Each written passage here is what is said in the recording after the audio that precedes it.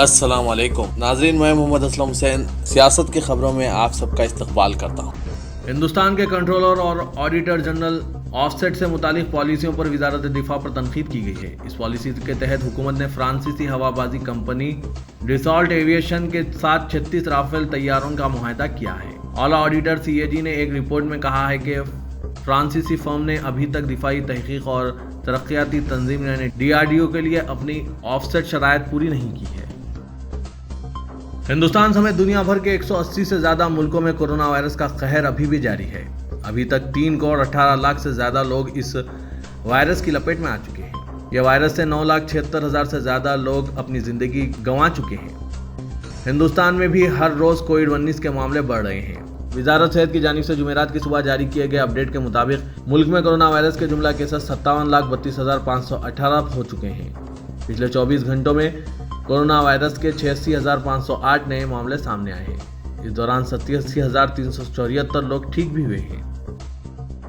سعودی عرب نے corona virus کیسوں میں اضافے کے درمیان ہندوستان سے آنے اور جانے والے پروازوں پر پابندی لگا دی ہے۔ ایک سرکاری دستاویز میں یہ بات سامنے آئی ہے۔ سعودی عرب کے general authority of civil aviation نے ایک سرکولر میں کہا کہ وہ ہندوستان اور برازیل سے آنے اور جانے والی پروازوں کو معطل کر رہی ہے۔ سرکولر میں یہ بھی کہا گیا ہے کہ 14 دنوں میں ان ملکوں میں سے کسی ایک میں رہنے والے شخص کی مملکت میں آمد پر پابندی ہوگی۔ تاہم مسافرین کو استثناء ہوگا جنہیں سرکاری طور پر دعوت دی جائے گی۔ اس سرکولر کا عنوان کورونا وائرس وبا سے متاثرہ ملکوں کے سفر کی معطلی ہے۔ ٹائم میگزین نے دنیا کے 100 بااثر افراد کی ایک فہرست جاری کی ہے، جس میں شاہین باغ احتجاج کا چہرہ بننے والی ایک ضعیف خاتون بھی شامل ہے۔ 82 سالہ مخالف CAA احتجاجی بلقیس نے اس فہرست میں جگہ پائی ہے۔ بلقیس ان خواتین میں شامل تھیں جنہیں شاہین باغ کی دادی کہا جاتا تھا۔ بلقیس کے علاوہ وزیر اعظم نریندر مودی اور فلم اداکار آیوشمان کھرانہ بھی اس فہرست میں شامل ہیں۔ الہ آباد ہائی کورٹ نے ایک درخواست کو مسترد کر دیا جس میں خواہش کی گئی تھی کہ اسے پریاگ راج ہائی کورٹ یا اتر پردیش ہائی کورٹ کا نام دیا جائے۔ ہائی کورٹ کی لکھنؤ بینچ نے اس درخواست کو مسترد کیا جسے مفاد عامہ کی درخواست کی شکل میں دائر کیا گیا تھا۔ بینچ نے اس درخواست کو تشہیر کا حربہ قرار دیا۔ یہ عرضی ایڈوکیٹ اشوک پانڈے نے دائر کی تھی جسے جسٹس PK جیسوال اور DK سنگھ کو بینچ میں پیش کیا گیا تھا۔ درخواست گزار نے اس بنیاد پر ہائی کورٹ کا نام بدلنے کی خواہش کی تھی کہ ریاستی حکومت نے 16 اکتوبر 2018 کو الہ آباد ضلع کا نام بدل کر پریاگ راج رکھ دیا تھا اور وہ چاہتے ہیں کہ اب الہ آباد ہائی کورٹ کا نام بدل کر پریاگ راج ہائی کورٹ یا پھر اتر پردیش ہائی کورٹ کر دیا جائے۔ اداکارہ دیپیکا پڈوکون، سارا علی خان، شردا کپور اور راکل پریت سنگھ کو نارکوٹکس کنٹرول بیورو نے پوچھ تاچھ کے لیے طلب کیا ہے۔ اداکار سشانت سنگھ راجپوت کے ڈرگس معاملے کی تحقیقات میں یہ ایک نیا موڑ آیا ہے۔ تینوں اداکاروں سے کہا گیا ہے کہ وہ اگلے 3 دنوں میں پیش ہوں۔ اس طرح اس معاملے میں سامنے آنے والے یہ اب تک سب سے بڑے نام ہیں۔ دیپیکا پڈوکون کو جمعے کو طلب کیا گیا جبکہ راکل پریت سنگھ کو آج بلایا گیا ہے۔ ممبئی پولیس نے فلم ساز انوراگ کشیپ کے خلاف FIR درج کی ہے جن پر اداکارہ پائل گھوش نے 2013 میں عصمت ریزی کا الزام لگایا ہے۔ کشیپ نے ان الزامات کو بے بنیاد قرار دیا ہے۔ اداکارہ نے اپنے وکیل نتن کے ساتھ پولیس سے رجوع ہوئی جس کے بعد گزشتہ رات دیر گئے ورسوا پولیس اسٹیشن میں ایک FIR درج کی گئی ہے۔ ایک عہدیدار نے بتایا کہ کشیپ کو 7 سال پرانے اس مبینہ واقعے کے سلسلے میں پوچھ تاچھ کے لیے طلب کیا جائے گا۔ وزیر اعظم نریندر مودی نے کورونا وائرس کے زیادہ کیسز رکھنے والے 7 ریاستوں کے وزرائے اعلیٰ اور دوسرے نمائندوں کے ساتھ ویڈیو کانفرنس کے ذریعے کووڈ-19 وبا کی صورتحال کا جائزہ لیا۔ اس ورچوئل میٹنگ میں ان ریاستوں کے وزرائے صحت نے بھی شرکت کی۔ یہ ریاستیں مہاراشٹر، آندھرا پردیش، کرناٹک، اتر پردیش، تمل ناڈو، دہلی اور پنجاب ہیں۔ عہدیداروں نے بتایا کہ ملک کے 63% سے زیادہ سرگرم کیسز ان 7 ریاستوں میں ہیں۔ یہ ریاستیں جملہ کیسوں کا 65% اور جملہ اموات کا 77% حصہ رکھتی ہے۔ وزیر اعظم نے میٹنگ کے دوران کہا کہ ریاستوں کو معاشی سرگرمیاں متاثر ہونے کی صورت میں 1 یا 2 دن کے لاک ڈاؤن کی اثر پذیری کا جائزہ لینا چاہیے۔ انہوں نے یہ بھی کہا کہ مؤثر ٹیسٹنگ، ٹریسنگ، علاج اور سرویلنس پر توجہ دینی چاہیے۔ انہوں نے کہا کہ ہمیں کووڈ-19 سے مقابلہ کرتے ہوئے معاشی محاذ پر بھی پوری طاقت سے آگے بڑھنا چاہیے۔ مودی نے ماسک کی اہمیت کو نمایاں کیا اور یہ کہا کہ کووڈ-19 سے لڑائی ایک اہم ہتھیار ہے۔ انہوں نے کہا کہ ریاستیں اب 50% اسٹیٹ ڈیزاسٹر ریلیف فنڈ کا استعمال کر سکتی ہیں۔ ریاست پنجاب کے کانگریسی رکن اسمبلی نوجوت سنگھ سدھو نے کسانوں کی تائید اور زرعی بلز کے خلاف ایک احتجاج منظم کیا۔ اس دوران اپنے خطاب میں کرکٹر سے سیاستداں بننے والے سدھو نے کہا کہ کسان طبقے کو تباہ کر دیا گیا۔ احتجاج کے دوران سدھو کے ساتھ کئی اسپورٹس اسٹار بھی موجود تھے۔ سدھو نے اپنا احتجاجی جلوس ایک ٹریکٹر پر بیٹھ کر نکالا۔ مسلمانوں کو نشانہ بنانے والے سدرشن ٹی وی کو نوٹس جاری کی گئی ہے۔ مرکزی حکومت نے سپریم کورٹ کو مطلع کیا کہ مسلمانوں کو نشانہ بنانے والے اور سول سروس میں مسلمانوں کی دراندازی کے الزامات عائد کر کے بنداس بول شو پیش کرنے پر سدرشن ٹی وی کو وجے بتاؤ نوٹس جاری کی گئی ہے۔ مرکزی حکومت نے کہا کہ سدرشن ٹی وی کے UPSC جہاد شو کو پیش کر کے پروگرام اصول کی خلاف ورزی کی ہے۔ سدرشن ٹی وی نے اپنے شو میں UPSC مسلم جہادی کے عنوان سے مسلمانوں کو نشانہ بنایا تھا۔ دہلی پولیس کی چارج شیٹ میں بتایا گیا ہے کہ شاہین باغ میں CAA کے خلاف احتجاج کرنے والی خواتین کو روزانہ اجرت دی جاتی تھی۔ یہ خواتین اجرت لے کر ہی احتجاجی مظاہروں میں شامل ہوئی تھی اور شمال مشرقی دہلی کے فسادات کے پیچھے بھی گہری سازش کی گئی تھی۔ چارج شیٹ میں مزید بتایا گیا ہے کہ ان خواتین کو استعمال کرتے ہوئے سازش کرنے والوں نے سیکولرزم کا لبادہ اوڑھے احتجاج میں حصہ لیا تھا۔ اس کے لیے انہوں نے خواتین کا بھی سہارا لیا اور میڈیا کا بھی استعمال کیا تاکہ احتجاج کو ملک گیر سطح پر پھیلایا جا سکے۔ اتر پردیش میں مسلم سیاستدانوں کو کئی مسائل کا سامنا کرنا پڑ رہا ہے۔ یوگی آدتیہ ناتھ حکومت نے مسلم سیاسی قائدین کے خلاف غیر ضروری سخت کارروائی شروع کی ہے۔ حکومت کی ان زیادتیوں سے اتر پردیش کے مسلمان پریشان ہیں۔ سرکردہ مسلم سیاستدانوں میں اعظم خان اور مختار انصار، عتیق احمد اور اشرف شامل ہیں۔ حکومت نے ان کی جائیدادوں کو منہدم کرنا شروع کر دیا ہے۔ یوگی حکومت مسلم قائدین کو دانستہ طور پر اپنی انتخابی کارروائی کا نشانہ بنا رہی ہے۔ مسلمانوں کے باشعور طبقے نے یوگی حکومت کی اس کارروائی پر سوال کھڑے کیے ہیں۔ حالات کی سنگینی کا اندازہ اس بات سے لگایا جا سکتا ہے کہ صرف الہ آباد میں ہی عتیق احمد کی 1 ڈزن سے زیادہ قیمتی جائیدادیں منہدم کر دی گئی ہیں۔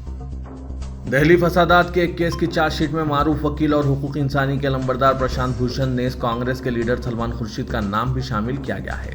FIR نمبر 62/2020 جو دہلی کرائم برانچ نے درج کی تھی اور جس میں پرشانت بھوشن نیز سلمان خورشید کا نام بھی شامل کیا گیا ہے۔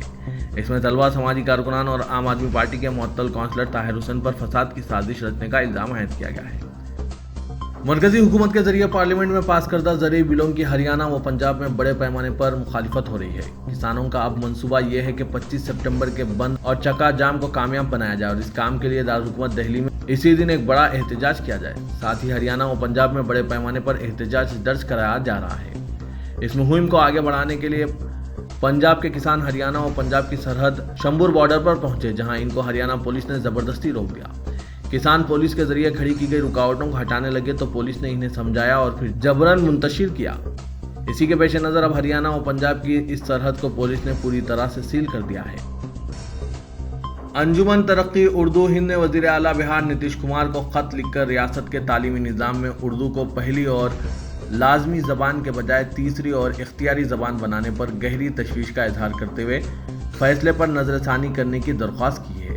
انجمن نے اردو کے ساتھ نتیش حکومت کے اس سلوک پر حیرت کا اظہار کرتے ہوئے اردو کو ریاست کی دوسری سرکاری زبان بنوانے میں اپنی جدوجہد کی یاد دلائی ہے، جو اشارہ ہے کہ اگر حکومت نے اپنے فیصلے پر نظر ثانی نہیں کی تو وہ تحریک کی راہ اپنائیں گے۔ انجمن کے جنرل سیکریٹری اطہر فاروق اپنے ایک بیان میں معاملے کو عدالت لے جانے کی بات پہلے ہی کہہ چکے ہیں۔ انجمن کے قومی صدر پروفیسر صدیق الرحمان، خطبائی رکن مجلس عاملہ پروفیسر اختر الواسع اور جنرل سیکریٹری اطہر فاروقی کے دستخط سے 4 شنبے کو لکھے گئے خط میں کہا گیا ہے کہ انجمن اس مکتوب کے ذریعے وزیر اعلیٰ نتیش کمار پر واضح کرنا چاہتے ہیں کہ بہار کی حکومت نے اردو کو پہلی اور لازمی زبان کے بجائے تیسری اور اختیاری زبان کے طور پر اسکولوں کے تعلیمی نظام میں پڑھانے کا جو فیصلہ کیا ہے وہ کسی طرح درست نہیں ہے۔ ترکی کے صدر رجب طیب اردوغان نے ایک مرتبہ پھر بین الاقوامی فورم میں مسئلہ کشمیر کو اٹھایا ہے۔ 75ویں جنرل اسمبلی سیشن سے خطاب کرتے ہوئے اردوغان نے کہا کہ کشمیر اب بھی جنوبی ایشیا کا ایک سلگتا ہوا مسئلہ ہے اور آرٹیکل 370 کے تحت ریاست کے خصوصی موقف کی منسوخی سے یہ مسئلہ اور پیچیدہ ہو گیا ہے۔ انہوں نے کہا کہ ہم اقوام متحدہ کی قراردادوں اور کشمیر کے عوام کی امنگوں کے مطابق مسئلہ کشمیر کی یکسوئی کے خواہاں ہیں۔ سعودی عرب نے اتوار 4 اکتوبر 17 سفر سے عمرہ اور زیارت کی اجازت دینے کا اعلان کیا ہے۔ عمرہ مرحلے وار بحال کیا جائے گا۔ اندرون مملکت سے سعودی شہریوں اور مقیم غیر ملکیوں کو عمرہ اور زیارت کی اجازت ہوگی۔ سعودی عرب کے شاہ سلمان نے جنرل اسمبلی اقوام متحدہ سے اپنے خطاب کے دوران اپنی مملکت کے اسلامی اقدار پر زور دیا اور اپنے کٹر حریف ایران کو تنقید کا نشانہ بنایا۔ اپنے والد شاہ عبدالعزیز کی وسیع و عریض تصویر کے سامنے بیٹھے ہوئے شاہ سلمان نے पहले से तहरीर शुदा तकरीर पढ़कर सुनाई। उन्होंने इस मौके पर सऊदी अरब में इस्लाम के कलीदी रोल पर रोशनी डाली। जारिया साल सऊदी अरब मुनक़िद होने वाले G20 के इजलास का भी उन्होंने तस्करा किया, जिसकी सदारत सऊदी अरब कर रहा है। ईरान के सदर हसन रूहानी ने आज जनरल असेंबली अक़वाम मुत्तहिदा से खिताब किया और ईरान पर अमरीकी जारहियत और मज़ालिम की सख्त तरीन अल्फाज में मजम्मत की। उन्होंने अमरीकी दबाव के आगे घुटने ना टेकने का वाज़ेह पैगाम देते हुए कहा कि अमरीकी साम्राज्य के खिलाफ मज़ाहमत जारी रहेगी। अमेरिका के पास ऐसे इंतहाई ताकतवर हथियार मौजूद हैं जिन्हें अभी तक दुनिया में तैयार नहीं किया गया है। सदर डोनाल्ड ट्रंप ने एक इंतखाबी रैली से खिताब करते हुए कहा कि वो उम्मीद करते हैं कि इनके इस्तेमाल की कभी ज़रूरत ना पड़े, क्योंकि उन्होंने अमेरिका को लामतानाही मज़ाक़ा ख़ैज़ गैर मुल्की जंगों से बाहर रखने का अहद किया है। Governor Telangana doctor T Soundararajan ने ख़वातीन को मुआशी खुद मुख्तारी के हुसूल के लिए जद्दोजहद पर जोर दिया है। उन्होंने ख़वातीन को मुआशी तौर पर बाइख्तियार बनाने की ज़रूरत ज़ाहिर की और कहा कि कोविड-19 के मसाइल से बाहर निकलने के लिए एंटरप्रेन्योरशिप के ज़रिए ख़वातीन को मज़ीद बाइख्तियार बनाया जा सकता है। गवर्नर ने राजभवन के कम्युनिटी हॉल में राजभवन की खातून मुलाजमीन के लिए 2 माह तवील आत्मनिर्भर खुद रोजगार तरबियती प्रोग्राम का आगाज़ किया। ये तरबियत association of lady entrepreneurs of India की जानिब से दी जाएगी। वज़ीर आला तेलंगाना के चंद्रशेखर राव ने अदा किया कि जियो नंबर 5859 के तहत नोटरी की हुई गरीब अफराद की जायदादों को मुफ्त बाकायदा बनाया जाएगा। चीफ मिनिस्टर ने इसका असेंबली में वादा किया था। उन्होंने कहा कि जियो के तहत नोटरी की हुई जायदादों का जल्द रजिस्ट्रेशन करवा लें। उन्होंने कहा कि जल्द ही इस सिलसिले में मुनासिब रहनुमा खतूत जारी किए जाएंगे। साथ ही चीफ मिनिस्टर ने चीफ सेक्रेटरी को हिदायत दी है कि इस सिलसिले में तमाम सरकारी अहकाम को अंग्रेजी और तेलुगु ज़बानों में जारी किया जाए ताकि अवाम तक मालूमात पहुँच सके। रियासत तेलंगाना में इंटरमीडिएट कॉलेजेस अलहदा शिफ्ट्स में चलाए जाएंगे और इंटरमीडिएट साल अव्वल और साल दुव्वम के तलबा के लिए अलहदा औकात कार में क्लासेस का इनेकाद अमल में लाया जाएगा। रियासती हुकूमत की जानिब से तालीमी साल के ऐलान और बोर्ड ऑफ इंटरमीडिएट को बाज़ाब्ता क्लासेस के आगाज़ की हिदायत जारी किए जाने के बाद तैयार किए गए मंसूबे के तहत बोर्ड ऑफ इंटरमीडिएट के जिम्मेदारों ने इस बात का फैसला किया है। रियासती हुकूमत की जानिब से शहर हैदराबाद के नवाही और मज़ाफ़ाती इलाकों में तवील मुसाफती बस खिदमात का आगाज़ कर दिया गया है। Telangana state road transport corporation की जानिब से शहर हैदराबाद में बस खिदमात के आगाज़ के सिलसिले में जारिया माह के अवाखिर में फैसला किए जाने की तौक़्क़े है, लेकिन आरटीसी की जानिब से शहर हैदराबाद के अतराफ़ के मज़ाफ़ात के लिए चलाई जा रही बस खिदमात का आगाज़ कर दिया गया है। मुल्क भर में लॉकडाउन के साथ बस खिदमात को भी रोक दिया गया था और मरकज़ी हुकूमत की जानिब से रियायत के ऐलान के बाद अजला के लिए बस खिदमात का आगाज़ किया गया था, लेकिन शहर हैदराबाद में अब भी बस खिदमात को शुरू नहीं किया जा सका है और कहा जा रहा है कि जल्द इस सिलसिले में हुकूमत की जानिब से फैसला किए जाने के बाद आरटीसी की जानिब से बस खिदमात के आगाज़ का मनसूबा तैयार किया जाएगा।